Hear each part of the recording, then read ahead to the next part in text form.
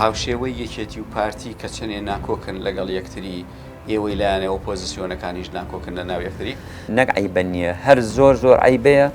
زۆر خاڵێکی لاوازە خاڵێکی ناشیرینە بە نێوچاوەندی سەڵاتدارانی هەرێمی کوردستانەوە خزمم هەبوو پارتی بوو داوای دەنگم لێکرد لە کاتی انتخابات وتی بەسەر چاو ڕاپرسێ کەڕمێ لە 160 خەڵکی هەرێمی کوردستان لەگەڵ قەوارەکەش نەبێ لە داخی دەسەڵاتدارەکانی ئەگەر هەڵبژاردن نەبووایە لە چەند ساڵی ڕابردوو لە هەرێمی کوردستان ئێستا پارتی و یەکێتی مامەڵەکەیان داپڵۆسینەکەیان ئەمنی بوونەکەیان دەرەجەکەی لەسەرتر بەڕاستی حکوومەتی عێراق پەیوەستە بێ بە دەستورەوە هەرێممان بە پێی دەستور فیدراڵیەتەکەی بۆ سەسپاوە سەرکەوتنی هەرێم سەرکەوتنی هەموو تاکێکی کووردە لە دوو حاڵەتدا پەرلەمان هەڵدەوەشێتەوە یەکێکیان یەکێتی و پارتی بیزات لە فشاری دەرەکی زۆر دەترسن خەڵکی هەرێمی کوردستان کاک ئیسماعیل قەوارە و ئەزمونونەکەی لا گرنگایکینا لەو دەسەڵاتدارانە بێزارە پەنای بۆ ئالەتی تر دەبرد بینەرانی خۆشەویستم کاتتان باش لە هەر کوێیەکەن ساغ و سەلامەت بن خۆشەویستان پەیوەندیەکانی نێوان هەرێمی کوردستان و بەغداد جۆرێک وەکو حیکایەتی مێشی لێ هاتووە نەوەڵامەکەی وەرەگری ناتوانی چارەسەرێکی گونجاویش بدۆزرێتەوە چکە لەلایەک چارەسەرەکرێ لەلایەکی دیکە وەکو شێرپەنجە بەبێ ئەوەی ئاگاداری بی سەر هەڵەداتەوە هەرێمی کوردستان لە ناوخۆی خۆشیە ئێستا ئالوودەی قەیرانێک بووە قەیرانەکە پێوترێ دروست نەبوونی کابینەی نوێی حکوومەت ئەوە نزیک بە دەمانگە پەرلەمانێک دیاری کراوە هەڵبژێراوە ئەم پەرلەمانە نەیتوانیوە سەرۆکێک بۆ خۆی دەستنیشان بکات ڕاستە بەشێکی کۆنەبوونەوەی ئەم پەرلەمانە و دیاری نەکردنی سەرۆک بۆ ئەم پەرلەمانە ئەکەوێتە ئەستۆی یەکێتی و پارتیەوە بەڵام بیریشتان نەچێ لە دەرەوەی یەکێتی و پارتی ژمارەیەکی زۆر وزەیەکی جوان پەرلەمانتار و کوتلەی زۆر بەهێز هەن کە ئەمانەش بەڕاستی حەقە پرسیاریان لەسەر دروست بکرێ بۆچی تا ئێستا نەیانتوانیوە فشارێک بکەن کە ئەم پەرلەمانە کارا بکرێتەوە و بتوانرێت هەنگاوێکی جددی بدرێت بۆ ئەوەی ئەم پەرلەمانە کارا بکرێتەوە بۆ قسەکردن لەسەر ئەم دوو تەوەرە ئێمە لەگەڵ بەڕێز مامۆستا مستەفا عەبدوڵڵا مەکتەبی سیاسی یەکگرتوو و سەرۆکی کوتلەی یەکگرتوو لە پەرلەمانی کوردستان قسەکەین مامۆستا بەخێربێی زۆر سپاس کاک ئیسماعیل زۆر بەخێربێی مامۆستا با لە پەیوەندیەکانی نێوان هەرێمی کوردستان و عێراقەوە دەست پێ بکەین بەڕاستی بۆچی ئەم پەیوەندیانە ئەوە نزیک بە 23 ساڵە ئێمە ئەم پەیوەندیانە لە نێوان هەرێمی کوردستان و بەغدادا تا ئێستا وەکو پێویست ناتوانین بگەینە سیغەیەکی گونجاو بەڵێ بە ناوی خوای بەخشندە و میهرەبان وەڵا سەبارەت بە پەیوەندیەکانی بینی هەرێم و بەغدا ئیرادە و ویستێکی بەیەکەوە ژیان نییە هۆکاری ڕئیسی ئەوەیە لە هەر دەقەیەک دەسەڵاتدارانی هەرێمی کوردستان پێیان وایە کاتین لەگەڵ بەغدا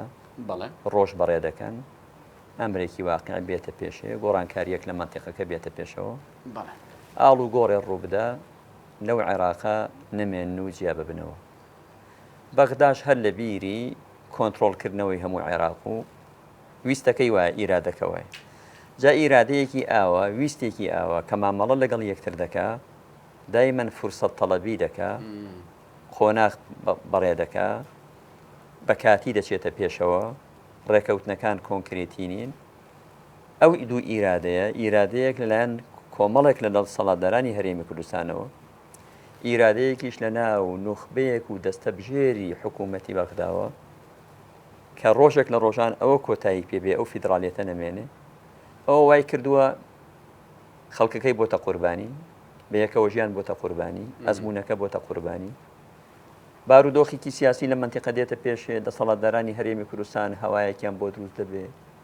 یەکسەر خیتابێ ئاراستەیە جۆرێ تەبەنی دەکەن ئەوەی بنیاتیشیان ناوە هەڵی دەوەشێنەوە لەولا بەغدا خولیایەکی تری بۆ دێتە پێشەوە ئەوەی بنیاتی ناوەکە دەستورێکە و فیدراڵی بەپێی دەستور چەسپاوە و ئەرکەکانی دیارن و مافەکانی دیارن فرامۆشی دەکات. ئەو دوو ئیرادەیە ئەو دوو ویستە کە ویستی بەیەکەوە ژیان نییە، ویستی عێراقێکی پێشکەوتوو نییە و فیدراالەتێکی تۆکمە نیە لەلایەن بەغداوە و دەسەڵاتدارانی هەرێمی کوردستانیش هەر گۆشەیەک بێتە پێشەوە بچنە قۆناغێکی تر ئاوە ئەو هەڵبەست و دابەزە بە خۆیەوە دەبینێ، ماوەیەک دەچێتە پێشەوە، ماوەیەک دێتە دواوە، ماوەیە گۆڕانکاریەک لە منتیقە ڕوو دەدا ئاراسەیەکی تر دەبینێ، فشارێکی نێودەوڵەتی دروست دەبێت دەیبەنە پێشەوە، فشارەکە کەم دەبێتەوە یەکسەر دەیبنەوە مڕەبعیەکە. بە تەسەوڕی من ئەوە پاڵنەرە ئەساسیەکانن بۆیە هەنگاوی نەناوە. مامۆستا مستەفا زۆر جار دەسەڵاتدارانی هەرێم تۆمەتەکە ئاراستەی بەغدا ئەکرێت بەوەی کە ئەو دەستورەی کە زۆربەی زۆری گەلانی عێراق دەنگیان بۆ داوە پێشێلی ئەو دەستورە ئاکرێ. دێنە سەر باسی کوردستان کە کوردستان بۆچی وەکو جەناب دەفەرمووی ئەگەر گۆڕانکاریەک یا هەوڵێکی گۆڕانکاری لە ناوچەکەیان ڕوودا خیتابەکەیانە گۆڕێ. بەڵام با لە عێراقەوە دەست پێ بکەین بەڕاستی حکوومەتی عێراق پەیوەستە بێ بە دەستورەوە. من پێم وایە حکوومەتی عێراق ئەوەی تا ئێستا لە ماوەی لە 2005ەوە بۆ ئێستا 20 ساڵە دەستورێکمان هەیە. لە 2003 کە گۆڕانکاریەکە ڕوویدا و ڕژێم کەوت، لە 2005 کەوتە سەر سکەی خۆی و حکوومەت و دەستور و ئەوانە. ئیرادەیەک هەیە لەوێ دەستور پێشێل بکە، ئێمە دەبێ ئەوە بڵین، چونکە ئێمە هەرێممان هەیە، هەرێممان بە پێی دەستور فیدراالەتەکەی بۆ چەسپاوە، سەرکەوتنی هەرێم سەرکەوتنی هەموو تاکێکی کووردە، ئەوە بەڕێ جیاوازین لەگەڵ دەسەڵاتدارەکانی حکومڕانەکان گەندەڵن، حکوومەتێکی ناشەفافیان هەیە، قۆرەکاریان گەیاندۆتە لووتکە، سەرۆت و سامانی ئەو وڵاتیان هەمووی تاڵان فرۆش کرد و هەرزان فرۆش کرد، کوڕەکانی خۆیان و بنەماڵەکانی خۆیان کردنە ملیار لێر و دەوڵەمەند و بزنسمان. ئەوە مۆزوعێکی ترە. بەڵام باس لە بەغدا و باس لە دەستور، وەڵا حکوومەتی بەغداش بەرامبەر دەستور، بەرامبەر جێبەجێکردنی دەستور، بەرامبەر مادەی 140، بەرامبەر هەموو ئەوانە خۆی دزیوەتەوە، جێبەجێی نەکردووە. حکوومەتە یەک لە دوایەکەکان لە 2005ەوە بۆ ئێستا هەر ڕئیس وزەرایەک هاتووە بە ویستی خۆی، بە میزاجی خۆی کەمێک لە دەستوری جێبەجێ کردووە، کەمێکی فرامۆش کردووە. دەتوانی بڵێ حکوومەتی ناوەند دەستوریەن مامەڵەی لەگەڵ فیدراالەتی هەرێمی کوردستان نەکردووە. ئەوە مانای وانە نینە سەر هەرێم چەند هەرێم چەند خەتای هەیە، چەند تاوانی هەیە، چەند کەم تەرخەمی کردووە. ئێمە پێویستمان ئەوڕۆ بە بەغدایە، ئەوان زۆر پێویستیان بێمە نییە، احتیمال لە ئانووساتێک هەر هیچ شتێک پێویستیان لەوانەیە باربین بۆیان بەدیدی ئەوان. هەندێک لە دەستەبژێری سیاسی لە عێراقدا پێی وایە هەرێم بارە بەسەریانەوە. بەڵام ئێمە لە هەرێمی کوردستان کە ئێستا هەرێمێکمان هەیە، حکوومەتێکی ماوە بەسەرچووی کاربڕێکەرمان هەیە، پەرلەمانمان نییە. من زۆر جاری تریش وتومە وەرە گەلێک میلەتێک دەوڵەتی نەبێ، دەوڵەت مەجای درابێ پەرلەمانێکی ببێ و حکوومەتێکی خۆی هەبێ، ئەو پەرلەمانە کارانەکەی ئەکتیڤیکەی نوێنەرایەتی ئەو گەلە بکە، لۆبی دروستکە لە پەرلەمانەکانی دنیا بۆ ئەو قەوارەیە بەدەستی خۆت پەکیخی. گلەیکی لە بەغدا دەکەی کاکە، گلەیکی لە تورکیا دەکەی، گلەیکی لە ئێران دەکەی. تۆ 34 ساڵە لێرە حکومڕانی وەکو سربەخۆوایی، کاتێک تۆ نەوتت فرۆشتووە، ئەمنیەتت پارێزراو بووە، پەرلەمانت هەبووە، حکوومەتت هەبووە، مەجالت بووە وڵاتەکە بکەی بە گوڵ، سەرۆت و سامانێکی زۆرت لەبەر دەست بووە، بەس ئێستا ئینتیمات کوشتووە. ئەنی ئێستا ڕاپرسێ بکە لە هەرێمی کوردستان، مەدیدی من ئەوە زۆر جێگەی نیگەرانیشەکە ئینسان وا دەڵێ، ڕاپرسێ بکە ڕمێ لە 160 خەڵکی هەرێمی کوردستان لەگەڵ قەوارەکەش نەبێ لە داخی دەسەڵاتدارەکانی بەداخەوە زۆر زۆریش بەداخەوە. کەواتە ئێمە نابێ لێرە وا پێمان وابێ بەغدا ڕەحممان پێدەکا و چاکەمان بۆ دەکا و دەبێ خۆمان ئەو کون و کە لە بەرێن بگرین کە عێراق لێوە دێتە پێشەوە، بەغدا لێوە دێتە ناوە بۆ ئێمە. ئێمە کەلێنمان زۆرە، بۆشاییمان زۆرە، مەجالمان زۆر داوە. مەسەلەن باسی ڕێفراندۆم کەمە، یا ڕێفراندۆم خۆ حەقێکی گەلی ئێمەیە، بەڵام کاتێک تەوقیتەکەت ڕەچاو نەکرد، ئاراستە نێودەوڵەتێکت ڕەچاو نەکرد، ڕای ئەمریکات لە مۆزوعەکە بەهەند وەرنەگرت، ڕای وڵاتانی دراوسێت وەرنەگرت، عێراقیش بۆ خۆی دژە، تۆ لەو ناوەندەدا لەو جوغرافیە بچکۆلەدا هەر چوا دەورەت تەنرابێ بە نادۆست ئەگەر نەڵێم دووشمنیش بەڵێ ڕاستە ینی لە ناو خۆشت تۆکمەنە بێ کەواتە یاریەکانی ئێمە لەگەڵ بەغدا یاری واقعی نین و مامەڵەی دەستوری نین و بەپێی تواناکانی خۆمان نین و کۆدەنگی نیشتیمانیمان نیە لەسەر مۆزوعەکان. آخر بابەتێکی دیکە بەڕێز مامۆستا مستەفا بابەتێکی دیکە ئەوەیە کە ئەم کۆدەنگیە نیشتیمانیە ئێوە وەکو سیاسیەکانی هەرێمی کوردستان کە کۆبنەوە بەڕاستی باس لەم کۆدەنگیە ناکەن چۆن کۆدەنگی دروست بکەن چۆن پشتی میلەت بگرن. ئەو مۆزوعە بە دەرەجەیەک دەسەڵاتدارەکانی بەرپرسن چونکە حاکم دەسەڵاتدار دەتوانێت کۆدەنگی دروستکە مەسەن ئێمە چەندە هەزار وتومانە کاکە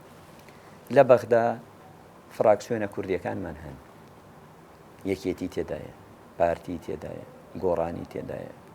باس لە ڕابردووە گۆڕانی تێدا کۆمەڵی تێدایە یەکگرتووی تێدایە نەوەی نوێی تێدایە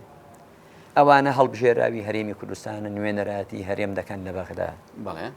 تۆ حسابێک بۆ ئەوانە نەکەی لێرەوە بڕۆی وەفدێک دروستکەی بۆ مامەڵە لەگەڵ وێ دوور لە چاوی سیاسیەکان پەرلەمانتارەکان نوێنەرەکانی گەلی خۆت بە میزاجی شەخسی پەیوەندەکانی بینی هەرێم و بەغدا هەڵچنی کە هیچ کۆنکرێتی نەبێ لەسەر بنەما دەستوریەکان نەبێ لەسەر ڕێکارە یاسا بەرکارەکان نەبێ بە پێی بڕیارەکەی هەر زۆر بووە کەواتە لێرەوە چی دەکەی تۆ بەدەستی خۆت زەربەیەک دەدەی لە یەک هەڵوێستی نیشتیمانی لە نوێنەرەکانی خۆت هەموو پەرلەمانتارەکانی بەغدا ئەوانەی کوردن لە بەغدا بە هەموو فراکسیۆنەکانەوە قسەیان لەگەڵ بکە دەڵێ هیچ ئاگادار نین لە بینی پەیوەندیەکانی بینی هەرێم و بەغدا ئەو وەفدانەی کە دێن کار دەکەن ئیش دەکەن ڕێکەوتنەکان دەکەن پەیوەندیەکان مامۆستا مستەفا پەیوەندیەکان ئەتەوێت جەناب بدەوە بفەرمووی کە پەیوەندیەکان ئەوەندەی شەخسی و حیزبین ئەوەندە نیشتیمانی و نەتەوەیی نین هەر بە تاکید هەر زۆر باسی نەتەوە باسی نیشتیمان باسی هەرێمی کوردستان کاکە واقعەکەوامان پێ دەڵێ نابێ برادەرانی پارتی وێکێتی نیگەران بە قسانە ئێمە کەوا دەڵێن لە ناخ و دڵسۆزیمان بۆ هەرێمەکەوا دەڵێ کاکە لە 2023ەوە کورد لەوێ حوزوری هەیە سەرۆک کۆماری هەیە جێگەری سەرۆکی ئەنجومەنە وەزیرانی هەیە جێگەری سەرۆکی پەرلەمانی هەیە چەندەها وەزیری هەیە بەڵێ سوپاس سالاری هەیە ئەی تۆ نەتوانی بێ قەزەی نیشتیمانی نەتەوەیەکەت بەریە پێشەوە هەر باس شەڕ بێ لەسەر سەرۆک کۆمار وەرە سەرۆک کۆماری کورد چ مشکلەیەکی ئەولێکی نییە تۆ بەدەستی خۆت بتەوێت سەرۆک کۆمارێک دانی کە هێزی نەبێ بە قووەتی نەبێت چونکە لە حیزبەکەی تۆ نییە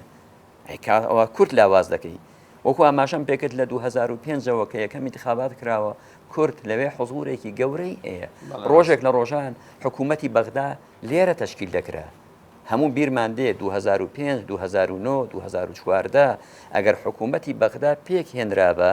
دەبوو ئۆکەی هەرێمی کوردستان لەسەر کابینەکەی درابە لە هەولێر و لە سلێمانی گفتوگۆی پێکێنانەکەی کرابە ئەوەندە بە قووەت و هەبوو بووی ئەی ئێستا بووینە محاسیب تەیف سامی یاری بە میزاجی گەلێک دەکات تۆ تەنها ئیشت لەگەڵ بەغداوەیە موچەکە هات نەهات لیستی موچە ئامادە بکە وەڵا لیستەکە ڕەت دەکەنەوە ئەوە لەکوێ دەبێت دەسەڵاتدارانی هەرێمی کوردستان لەو مەوزوعانە لە خۆیان بپرسن وەکو ئاماژەم پێکەت ئێستا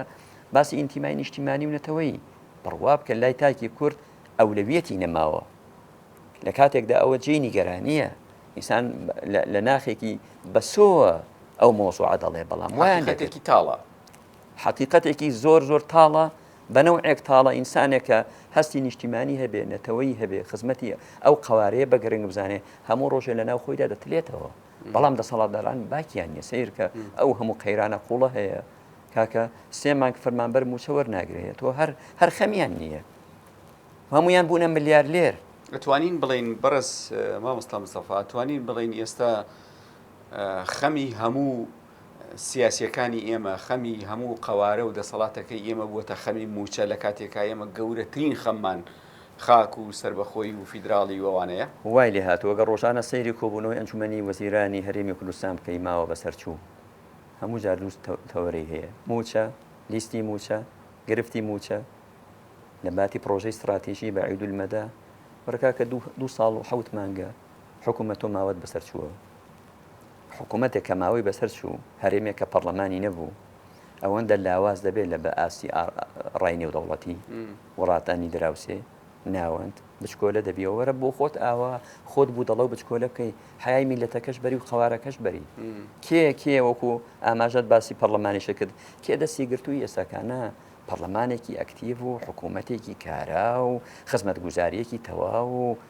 لە کاتێکیشدا دەڵێن پارە نییە پارە بۆ نییە ئەو هەموو کەناڵە ئەو ڕۆژانە برادێک قسێکی باشی کرد ئەگەر پارە نییە ئەرێ بۆ کەناڵێ نەوەستا کەناڵەکانی دەسەڵات کەناڵی زەبەلا هەر کوڕ دێ و گەنج دێ و پێدەگا و چاو دەکاتەوە و کەناڵێکی فەزایی و گەورە دەکاتەوە هەر کەناڵێکیش ملیۆنان دۆلاری تێدەچی بۆ ئەوە نەوەستا ئەی بۆ خانە نشینێ موچە خۆرێ ئەو جارێکی تریش وتومە ڕۆژێک خانە نشینان گربوونەوەیەکیان بوو چوومە ناویان مامۆستایەک تەمەنی 41 ساڵ بوو 41 ساڵ خزمەتی کردبوو 41 ساڵ مامۆستایەتی کرد بوو لەو شاری هەڵمەت و قوربانی و سلێمانیە هاتوەتی کاک مستەفا وتم بەڵێ وتی پارەی قەترەی چاو و دەرمانە نەخۆشیە موزمینەکانم پێ نییە بزانە خەمێکم لێ ناخۆم ئیسان خەجاڵەت دەبێت لە بەردەمی مامۆستایەکدا بەڵام کوڕێک مووی لە ڕیشی نەهاتووە لە کوڕی دەسەڵاتدارەکانی وڵاتە کەناڵی زەبەلاحی هەبێ و کۆمپانیایی هەبێ و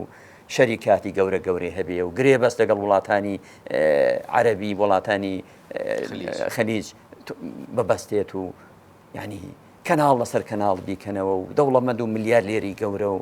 خەبەر هەبێ کە ملیارێک دۆلار نازام لە لوبنان دەستی بەسەرداگیرا و ئەوە لەوێ ملیۆنە دۆلار ئەو ملیۆنە دۆلار مستەفا جۆرێک لە پرسیاریش ڕووی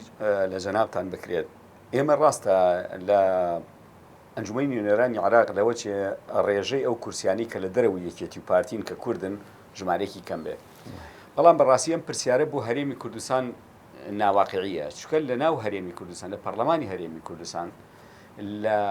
92 تاوەکو ئێستا با لە 92 حسێب نەکەین لە 2003 تاوەکو ئێستا ژمارەیەکی زۆر لەو پەرلەمانتارانەی هەن کە لە دەرەوە یەکێتی و پارتین بە تایبەتی ئەم خولەی ئێستا کە دەنگی بۆ دراوە و تا ئێستا کۆنەبوونەتەوە کە سەرۆکێک هەڵبژێرن کوتلەی زۆر بەهێز هەیە لە دەرەوەی یەکێتی و پارتی ژمارەیەکی زۆرتان پەرلەمانتارن کە جەنابتان بەڕێستان یەکێکن لەو پەرلەمانتارە ئەکتیڤ و چالاکانی کە لەناو پەرلەمانی کوردستانن بۆچی ئێوە نەتانتوانی و فشارێکی ئەوتۆ بکەن وەکو جەنابتە فەرمووی لە پەرلەمان لە ناوخۆ لە نوێنەرایەتیەکانی وڵاتان لە کۆنسڵخانە لە بەغداد لە عێراق لە ڕووی یاساییەوە یعنی ناتوانن نێوە گۆشەیەک بدۆزنەوە ئەم یەکێتی و پارتیە جۆرێک لە جۆرەکان قۆڵ بەس بکەن پرسیارێکی وەجیه و دەقیق و جوانە ئێمەش هەندێک جار وەکو پەرلەمانتار و وەکو فراکسیۆنەکانی دەرەی پارتی و یەکێتی لە بەردەمی وەزعێکی قورسداین هەڵبژارنێک کراوە و لە 2012 سوێندی یاساییمان خوارد و ئەوڕۆ 3/8 لە 25 دەوە ئینتخابات کراوە دەڕوا بۆ دەمانگ ڕاستە بەڵام مشکیلەکە لە عەدەد و لە ڕەقەمە لە ناو پەرلەماندا ڕەقەم قسە دەکات من لە حملە ئینتخابات وتم خەڵکی هەرێمی کوردستان ئەو کاتی بانگەشە جارێکی تر دەنگەکانتان بدەنەوە بە یەکێتی و پارتی ئەزمەکە قوڵتر دەبێتەوە حکوومەتیش پەکی دەکەوێت پەرلەمانیش ناکارا دەبێت موچەش خراپتر دەبێت چونکە بێمنەت دەبن لە خەڵکی هەرێمی کوردستان ئەڵێن خزمەت گوزاری بکەین و نەکەین سەرۆت و سامانەکە قۆڕ بکەین و قۆڕخی نەکەین نەوتەکە بەتاڵان بفرۆشین و موچەیان پێ بدەین و پێ نەدەین ئێمە دەنگی هاوڵاتیانمان مسۆگەرە دەبێ هاوڵاتیانی هەرێمی کوردستانیش ئەو پرسیارە لە خۆیان بکەن دێمە دەقیق سەر پرسیارەکەی جەنابەت ئێمە چیمان کردووە ئەوەی پێمان کراوە سنووردارە بۆ عەدەدمان کەمە ئێمە لایەنەکانی دەرەی یەکێتی و پارتی لە ناو پەرلەمانی کوردستان 29 کرسی 29 کورسی ناتوانێ دەستەی سەرۆکایەتی هەڵبژێرێ چونکە 50 زایدەکەت پێویستە چیترمان کردووە کەوە ناتوانین لایحەی ناوخۆی پەرلەمانیش وا داڕێژراوە ئەگەر یەکەم کۆبوونەوەی کرد و بەکراوەی مایەوە مودە دیاری نەکراوە بۆی پەرلەمانەکە هەڵوەشێتەوە ئیلا لە دوو حاڵەتدا پەرلەمان هەڵوەشانەوەی پەرلەمانی کوردستان جا ئێستا دێمە سەرەوە لە دوو حاڵەتدا پەرلەمان هەڵدەوەشێتەوە یەکێکیان ئەو کۆبوونەوەی ئەنجامی ئەو کۆبوونەوەی کە ئەنجامی نەدابە چل ڕۆژ تێپەڕیبە بەسەر بڕیارەکەی سەرۆکی هەرێم بۆ کۆبوونەوە ئەوە کۆبوونەوە کە کرا 250 زایدێکی پەرلەمانتاران ئیمزا کۆبکەنەوە بۆ هەڵوەشانەوەی پەرلەمان ئەو دووە هەردووکی زەحمەتە بۆ یەکەمیان کراوە دووەمیان ئۆپۆزیسیۆنەکان 50 زاید یەک نین ئەی چیتر کرا کاکە داوا برا محکەمەی فدرالی لایەنە ئۆپۆزیسیۆنەکان ڕاستە ئێمە نەمان برد بەس برادرانمان لە ئۆپۆزیسیۆن داواکەیان بردە ئەوێ محکەمەی فدرالی گوتی ئەوە لە سەڵاحیەتی من نییە ئەویش ڕاتی کردەوە ماوە تۆ چی بکەین لەگەڵ قۆنسڵیات قسەمان کردووە بەشی سیاسی قۆنسڵی ئەمریکا هات بۆ پەرلەمان بۆ فراکسیۆنی یەکگرت و ئێمە دانیشتین وتمان کاکە ئێوە قسەتان کاریگەری هەیە فشارتان دەوری هەیە یەکێتی و پارتی بیزات لە فشاری دەرەکی زۆر دەترسن حساب بۆ ڕای ناوخۆ ناکەن بۆ فشاری ناوخۆ ناکەن بۆ موچەخۆر و فەرمانبەر ناکەن بۆ خۆپشاندانی سەرجادە ناکەن بەڵام هێمایەکی ئێوە ئاماژەیەکی ئێوە دانخاتە سەسکەی خۆی ئێوە لێرن پێویستە بێنە سەرجد جدی وتیان ئەیکەین بەڵام شەئنێکی داخلیە و کاروباری داخلیە و کەواتە ئەوانیش زۆر مەبەستیان نییە قەواری هەرێم و ئەزمونونەکەی ینی فەرمایشتەکانی جنابەت بۆنی ئەوەی لێ دێکە نوێنەری وڵاتانیش لە هەرێمی کوردستان ئەم دۆخیان دەوێت یعنی ئەگەر نەشیانەوێ پێی نیگەران نین بڵێن بەڵا و دۆخە تێپەڕێ ئەگینا لەگەڵ نوێنەری و ئێن قسەمان کردووە لەگەڵ بەشی سیاسی لە قۆنسڵخانەی ئەمریکا قسەمان کردووە لەگەڵ ئەو فراکسیۆنان ئەو قۆنسڵانەی کە هەر بینیمان لە مناسبات بە بێ مناسبات موزەکیرە نێراوە بەڵام ئەوانە دەڵێن شانێکی ناوخۆیە و ڕێک دەکەون و ئاماژە ئێمە فشار دەکەین و لەگەڵ پارتی وێکێتی قسەمان کردووە و ئاوا تێیدەپەڕێنن ئەوانیش دوای داوا برا بۆ محکەمەی فیدرالی دواتر کۆبوونەوەیکی سەرۆکی فراکسیۆنەکان کرا من لە یەک فراکسیۆنی یەکگرتو وتم بەڕێزان ئێمە پەرلەمان و حکوومەت بکەینە یەک پاکێج پەرلەمانەکە گرفتدار دەبێت با هەر چۆنێکی بێ پەرلەمانەکە کاراکەین دەستەی سەرۆکایەتی هەڵبژێرین لیژنەکان تەرتیب بکەین با حکوومەت دواکەوێ لەگەڵ حکوومەتی بەغدا چۆن تەشکیلی دەکەن بەڵام ناکرێ ڕێز لە ڕای هاوڵاتی نەگرین خەڵک دەنگی داوە خەڵک بە ئیرادەی خۆی هاتووە دەنگی بەلایەنە سیاسیەکان داوە بەیانی انتخاباتێکی ترمان لە بەردەمە بۆ بەغدا خەڵک بۆ بەغداش ئەو جار دەنگ نادا بە ڕوویەکەوە داوا لە دەنگ بکەین کاتێک هەڵبژاردننی بەغدا بۆ حوزوری کورد لەوێ گرنگە بەیانی خەڵکی کوردستان دەنگ نەدا بۆ بەغدا کارتی ئێمە لاوااستر دەبێت لە بەردەمی بەغدا کە خەڵکەکەی ئامادە نییە بەشداری پرۆسی سیاسی و انتخاباتیش بکات بۆی ئەو مەترسیانە نەخینە سەر پەرلەمان و قەوارەکە با دەستەی سەرۆکاتی پێک بێنین دەکرێت بە کاتی سەرۆکی پەرلەمان بژێرین چۆن لە خولی ڕابردوو بە کاتی کرا تا ڕێکەوتنیەکێتی و پارتی بەڵام پەرلەمان پەکی نەخرا پەرلەمان گەورەترین دەستگای تەشریعی و سیاسی هەرێمی کوردستان ئێستا ئەو هەموو قەیرانانەی کە لە منطقە هەیە داوا دەکەن کۆبوونەوەی لایەنە سیاسەکان لە بارەیەکی حیزبی بکرێت کاکە خەڵک نایەتە بارەگای حیزبیت و بۆ قەزیە نیشتیمانیەکان بۆ نای پەرلەمان لەژێر قوبەی پەرلەمان ئەو پرسە نیشتیمانیە گەورانە بێ گفتوگۆ بکەی من قەناعەتم وایە لایەنە ئۆپۆزیسیۆنەکانیش بەشداری دەکەن و دەسەڵاتدارەکانی بەشداری دەکەن و خەڵک هەمووی بەشداری دەکات و بەڵام لەژێر قوبەی پەرلەماندا خەمە گشتیەکانی نیشتیمان و بارە سیاسەکەی هەرێمی کوردستان تاوتوێ دەکەم و بڕیاری وەردەگرم ئەجا بەرامبەر بەغدا بڕیارەکەشت بەهێز دەبێت ئەو قسەیەم لێ قبول دەکەی بەڕێز مامۆستا مستەفا کە هاوشێوەی یەکێتی و پارتی کە چەندێ ناکۆکن لەگەڵ یەکتری ئێوەی لایەنە ئۆپۆزیسیۆنەکانیش ناکۆکن لە ناو یەکتری ئەو یەکێکە لە گرفتەکانی ئۆپۆزیسیۆن بە درێژە ئیسەن ساڵی ڕابردوو لە تەوقیدێک ئۆپۆزیسیۆن هاوڕا بوو ماوەکەی کەم بوو ئەو کاتەی یەکگرتو و گۆڕان و کۆمەڵ پاکێجی هاوبەشیان هەبوو تقریبەن بە هەمویان نزیکی 40 کورسیان هەبوو حەوت پاکێجی چاکسازیان هێنا پێشەوە هەنگاویشینە لەو قۆناغا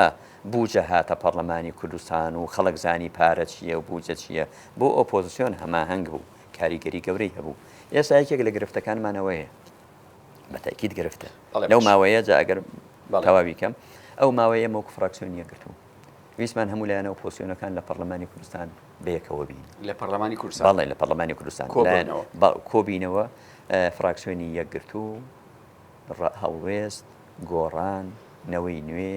سربەخۆکان هەندێک تاک هەیە سربەخۆکان بەرەی گەل بەیەکەوە لەوێ دەگەینە 30 کەس 30 ئەندام پەرلەمان لە پەرلەمانی کوردستان چەند ڕۆژێک بمێنینەوە خیتابێکی هاوبەش بۆ ڕای عەدەدە بەڵام ئەوش بەداخەوە نەتوانرا هەندێک جار لایەنێکی ئۆپۆزیسیۆن لەبەر لایەنێکی تری ناکۆکیەکانی ئێمە و کێشانەمان نیەوانە منەموو تێپەڕاندووە یەکگرتووی ئیسلامی کوردستان لەگەڵ نەوەی نوێ لەگەڵ ڕوتی هەڵوێست لەگەڵ گۆڕان لەگەڵ سەربەخۆکان ئەندێک تاکتاکی سەربەخۆ هەیە هیچ هێڵێکی سوورمانە دەمانێت هەمومان بەیەکەوە بین چونکە نوێنەری خەڵکین ئەو پرۆژەیەشمان بنیات ناگرێت من بەشەکەی خۆمەک و سەرۆکی فراکسیۆن لەگەڵ هەمویان گفت و گۆمان کرد بەڵام بەداخەوە نەمانتوانی ئەمە عوزرمان هێنایەوە بۆ هەر یەکێک هۆکارەکەی چێ بەڵام ئەوە خەلەلی وەکو قسەکەی جەنابەتێکێکە لە خەلال ڕئیسیەکان ئەگینا ئەوسی پەرلەمانتارە مان بگرێ لە پەرلەمان ڕایگشتی دروستکە خۆسۆڵیات هەمووی داوەتکا بۆ ئەوێ بیکاتە قەزەیەکی گەورە عجایب نییە چوڵەیەکی سیاسی گەورە دروستکە شارێکی گەورە بێ یەکێتی و پارتیش کەونە ژێرباری ئەوە بۆیە بەجددی ئۆپۆسیۆنەکانیش دەبێت لە خۆیان بپرسن جددی بین لەو مۆزوعەکە باشە بەڕێز مامۆستا مستەفا ئێستا کێشەکە چییە ینی یەکێتی و پارتی کێشان چییە کە لەسەر چی ناکۆکن وا پەرلەمانی کوردستان بەم شێوەیە هێڵراوەتەوە یەکێتی و پارتی دایمەن شەڕی پارە و نفوز دەکەن ئێساگەر لە کۆبوونەوەکانی بینی هەردوو لایەن کە باس لە پێکێنانی حکوومەت دەکەن باس لە سامانە سروشتیەکانە باس لە وەزارەتی داراییە باس لە وەزارەتی پێشمەرگێ باس لە وەزارەتی ناوخۆیە باس لە سەرۆکی هەرێم و سەرۆکی حکوومەت و جێگەرەکانیەتی نە باس لە وەزارەتی کارەبایە و نە لە پەروەردەیە و نە لە تەندروستیە و نە لە ڕێگاوبانە و نە لە خزمەتگوزاریە شەڕی نفوز دەکەن لەسەر ئەو مۆزوعانە کۆک نینەوانەوەی یەک دوو بەڕاستی دەیانەوێت لەگەڵ بەغدا بیکەنە یەک پاکێج چونکە کەواتە حکوومەت پێک نایەتە زۆر نزیکە بەدیدی من بەرەو ئەوە دەڕوە عجایب نییە فشارێکیش دروست بێت پەلە بکەن بەڵام ئاراستەکان وانین ئاراستەکان ئەوەن بچێتە دوای بەغدا لەولاوە لەگەڵ بەغدا بیکەن یەک پاکێج سێ حملەی انتخاباتیان لەبەردەمە خەڵکی پارتی جەماوەری خۆی بەچی گەرم دەکاتەوە بە دەژایەتی یەکێتی خەڵکی یەکێتی جەماوەری خۆی بەچی گەرم دەکات بە دەژایەتی پارتی بۆ ئەوەی خەڵکیان گەرم بێ وڵا ئێمە بە دەژایەتی هەردووکیان ئێمە بەرژایەتی دەسەڵات بەڵام ئەوانە ئەگەر سەیری خیتابی سەرۆکی یەکێتی بکەی لە حملەی انتخابات چەندە یەکێتیەکانی گەرم کردەوە دەش پارتیەکانی گەرم کردەوە کەواتە ئەو خیتابە بۆ گەرم بۆ دژایەتی یەکتر کە انتخاباتێک لە بەردەمە ئەیانەوێ عجایبنی ئاگاشیان لە یەکتر بێ ڕۆڵیشیان دابش کرد بێ بۆی ئەوە هەردووکیان بمێننەوە بۆی خەڵکی یەکێتی نەڕوا دەنگەکانی بۆ لایەنە پۆسیۆنەکان خەڵکی پارتی کاکە من خزمم هەبوو پارتی بوو داوای دەنگم لێکرد لە کاتی انتخابات وتی بەسەر چاو ڕاستە من پارتیم بەس دەنگ بە تۆ دەدەم وەکو خزم وەکو کەفاعەت حملەکە گەرم بوو کاک پاڤێڵ ها مایک شکاندن و گەرمی کرد وەزعەکە ئەرە ئەو کاکە پارتیە خزمە وتی وەڵای حیزبەکەم لە بەردەمی مەترسیە حملەکە دژی پارتی زۆر توندە لەلایەنێکێتیەوە ئەترسم دەنگ کەم بێنێ حیزبەکەم بۆیە داوای لێبوردەکەم ناتوانم دەنگت پێ بدەم ڕاستگۆیانە کەواتە یەکتر گەرم دەکەنەوەوانە مامۆستا مستەفا فێڵە لە جەماوەریش باڵێ مامۆستا مستەفا ئەگەر جەنابەت سیاسی نەبیت هاوڵاتیەکی یاساییبی وەکو ئێمە ئەگەر هەڵبژاردن هەبێ چی بۆ دەنگدان وەڵڵی قورسە ئەوەی دڵی خۆمت پێ بڵێم وا نائومێدی دروست کراوە وا انتخابات بەهای کەم کراوە بەداخەوە وایەکێتی و پارتی ویستویانە پەرلەمان دەنگی خەڵک نابود بێ و کاریگەری نەمێنێ خەڵکیان ناومێت کردووە بەڵام کاک ئیسماعیل ناکرێت تەسلیمی ناومێدی ببین ئەوە داوا و ئاواتی یەکێتی و پارتیە خەڵکی خۆیان ئەڕوا بە فشار بە پارە خەڵکەکەی تریش ناومێت بێ لە دەسەڵات بمێنەوە ئیلە لە ئەبەت ئەوە استراتیژی ئەوان و بەرنامەی ئەوانە دەبێ ئەو ناومێدی ئیلا تەحویلکەین بە ئومێد بگۆڕین بە ئومێد مامۆستا مستەفا بە بڕوای جەنابەت هەڵبژاردن لە عێراق لەوە چێ بتوانێت گۆڕانکاری دروستکە بە بڕوای جەنابەت قەناعەتی خۆتم ئەوێ لە هەرێمی کوردستان هەڵبژاردن گۆڕانکاری دروستەکات گۆڕانکاری گەورەنە بەڵام هەنگاویش دەنێ ئەگەر هەڵبژاردن نەبووایە لە چەند ساڵی ڕابردوو لە هەرێمی کوردستان ئێستا پارتی و یەکێتی مامەڵەکەیان داپڵۆسینەکەیان ئەمنی بوونەکەیان دەرەجەکەی لەسەرتر بوو ئێستا ئەو دەنگی ئازادەی هەیە ئەو ناڕەزایی هەیە ئەو ئیعلامی ئازادەی هەیە ئەو هۆشیاری هەیە کاریگەری ئۆپۆزیسیۆن و میدیای ئازادە دەوری هەیە ئەوە واز لێبێنە دایخە ناومێت بە وەڵا قۆناغێکی ئەمنی ئیستیخباراتی لە هەرێمی کوردستاندا حاکم دەبێ کەس لە هیچ شتێکی خۆی ئەمین نابێ خۆ ئێستاش ناڵێم وانە لەمە تونترە بێانی زۆر تونتر دەبێ بۆیە نابێ بەدیلی هەڵبژاردنمان نییە ئێمە خەڵکی هەرێمی کوردستان کاک ئیسماعیل قەوارە و ئەزمونونەکەی لا گرنگایکینا لەو دەسەڵاتدارانە بێزارە پەنای بۆ ئالیەتی تر دەبرد. دەزانم تۆ دەڵێ چی بەدیلی انتخابات بریتە لە ڕاپەڕینێکی سەرتاسەری ڕاونانی ئەو دوو هێزە حکومڕانە. خەڵک ترسی هەیە لەو مۆزوعە. چۆن ترسی هەیە؟ لەبەرەوەی وڵاتانی دراوسێمان نەوعێکن، عێراق جۆرێکی تر مامەڵە دەکەن، ئەترسن ئەوەی خەمڵاوەکو قەوارە و ئەزمونونەکە تێکچێ ئەگینا بە دەرەجەیەک لەو دەسەڵاتدارانە بێتاقەتن. خەڵکی خۆشیان بێتاقەتە کاکە پێشمەرگە خۆی بکوژێ. لەو ڕۆژانە خەبەرم بیست پێشمەرگەیەک لە ڕەواندۆس موچەی وەرگتۆ 5,000 بۆ ماوەتەوە کۆتایی بە ژیانی خۆی هێنەوە. دلیلی بێتاقەتیە، بەڵام بەدیلی هەڵبژاردنمان لە تەوقیتی ئێستا نییە. مامۆستا مستەفا جەنابەت شارەزاتری بە حکمی پێگە و مەقامەکەی جەنابەت ئێستا ئێمە پەرلەمانمان ئەو شێوەیە کە جەنابەت دەیبینی حکوومەتمان کارباڕێکەرە ئەنجومەنی محافەزاتمان بەسەر چوونەوە هەڵبژاردننی بۆ نەکراوە. ئەوە دۆخی ناوخۆیی حیزبەکانە، ئەوە دۆخی نێوان یەکێتی و پارتیە، ئەوە دۆخی نێوان لایەنەکانی ئۆپۆزیسیۆنە. مەترسیەک هەیە کە حکوومەتی عراقی دادگای فیدراڵی پەرلەمانی عراق ئەم جۆرە لە ناکۆکی و ئاڵۆزیی هەرێمی کوردستان بقۆزێتەوە بۆ ئەوەی بڕیارێک لە دژی دەربکرێ. خۆی بەپێی دەستور فیدراڵیەتی هەرێمی کوردستان چەسپاوە. ئەمە ڕوونە هەرێم دەستوریە، فیدراڵیەکەی دەستوریە. ئاسان نییە پەنا ببرێ بۆ ئەوە. بە تەسەوڕی من لە تەوقیتی ئێستا نە ئەمریکا، نە تورکیا، نە ئێران، نە وڵاتانی دراوسێ، نە ئاراستە نێودەوڵەتیەکە لەگەڵ ئەوە نییە هەرێمی کوردستان قەوارەکەی نەمێنی. بەڵێ ئەگەر ئیرادەیەکی شەوێ لە بەغدا ئەو ئیرادەیە ناتوانێت سەرکەوێت، چونکە ئێمە دەستورێکی دانپێنراوی متمانە پێکراومان هەیە و خاڵیەکە. خاڵی دووەم، بەس دەسەڵاتدارانی هەرێمی کوردستان دەبێ بپرسن بۆ ئەو هەموو بۆشیانێ بدەن. ئەگەر هەرێم هەڵیش نەوەشێتەوە وات لاواز کردووە هەیبەت و جێگەی نەماوە. تۆ لە 7 ئۆکتۆبەر لە 150 خاتەکە لە دەستدا لە کاتی ڕێفراندۆم نەوعێکی تر بوو. ئێستا سیرکە وەکو جەنابەت ئاماشەت پێکێت پەرلەمانت نەبێ، حکوومەتت نەبێ، حکوومەت کار ماوە بەسەر باشە، ئەنجومەنی پارێزگاکانت نەبێ، دادگاکانت ڕۆڵی خۆت نەگێڕن، موچەت بۆ نەدرێ، نەوتت بۆ نەفرۆشێ بە شێوەیەکی باش بەتاڵان فرۆشی ئەنجام بدەی، پارەی سنوورەکانت بۆ کۆ نەبێتەوە. ئەڵێ مانگانە 120 ملیارد دینارم پێ کۆ نابێتەوە بینێرم بۆ بەغدا، ئەی چۆن 960 ملیار بوو موچەی فەرمانبەران پەیدا دەکەی. زۆر عەجایب بە تۆ بە 120 ملیار 960 ملیار وەربگری ئامادە نەبی بیدەی ئەو ئیرادەیە ئەو نیەتە نازانم چۆنە بوو. ئەمە لە ناوەندەکانی بەغداد لە ناوەندە سیاسی و ئەکادیمی و ڕۆشنبیریەکان عیبە بۆ نەک عیبە نییە، هەر زۆر عیبەیە، زۆر خاڵێکی لاوازە، خاڵێکی ناشیرینە بە نێوچاوەندی سەڵاتدارانی هەرێمی کوردستانەوە. خوێنی شەهیدان و کیمیاباران و ئەنفال و قوربانیان دوێنێ ئەو مجریمە گیراوە ئەو تاوانبارەی بەڵێ عەجاج. هەندێک راپۆرت و شاید حاڵەکان شت باز دەکەن ئینسان هەموو لەشی دەبێتە دادەهێزرێکە ئەو جەریمانە بەرامبەر گەلی ئێمە کراون، ئەو هەموو جەریمە بەرامبەر گەلی ئێمە کرابێت لە کیمیاباران و لە ئەنفال و لە جینۆساید و ئەوانە. ئێستا تۆ باکی ئەوانت نەبێ، قەوارەکە بەدەستی خۆت وا بوو دەڵە بکەی بەغدا گاڵتەمان پێ بکەن وەکو ئاماژەی پێکرا. تۆ کێ ڕێی لێگرتووی؟ ئێستا پەرلەمانێکی کارە هەموو ڕۆژێک کۆبوونەوە بکە، پەیوەندیەکانی بینی هەرێم و فیدراڵ دراسە بکە، بینی هەرێم و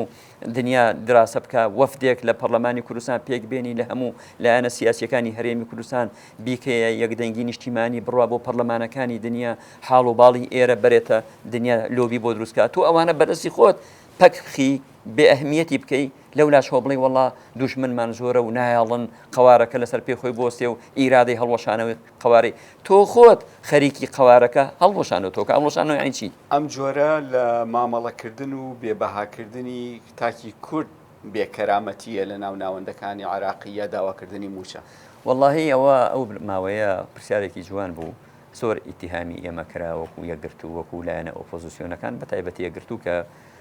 داوای محکمەی فیدراڵی داوای بردە محکمەی فیدراڵی و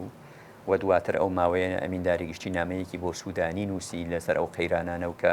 دەبێ هاوڵاتیانی هەرێمی کوردستان بە یەک چاوسەیرکەی لەگەڵ بەغدا و لەگەڵ بەسڕەوەوانە لێرە مەکینەیەکی یەک ماکینەی ئیعلامی گەرمیلانی دەسەڵات خراگەر ئەوانە مەحامی سوودانین و ئەوانە نازانم چی